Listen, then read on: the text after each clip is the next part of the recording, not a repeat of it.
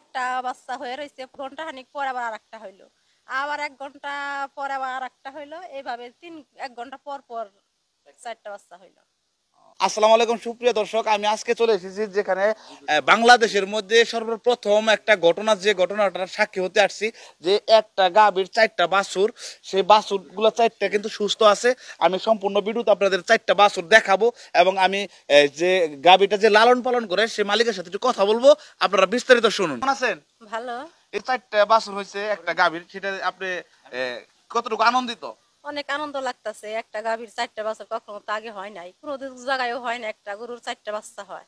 এখন আমাদের বাড়িতে আল্লাহ দিছে, আমরা অনেক খুশি, আলহামদুলিল্লাহ, খুব ভালো লাগতেছে। তো এই 4টা বাছুর আপনি কি খাওয়ান?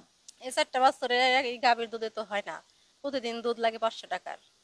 500 টাকার দুধ লাগে? হ্যাঁ। এই এখন যে 500 টাকার দুধ, এটা আলাদা কিভাবে খাওয়ান এটা? ফিটারে করে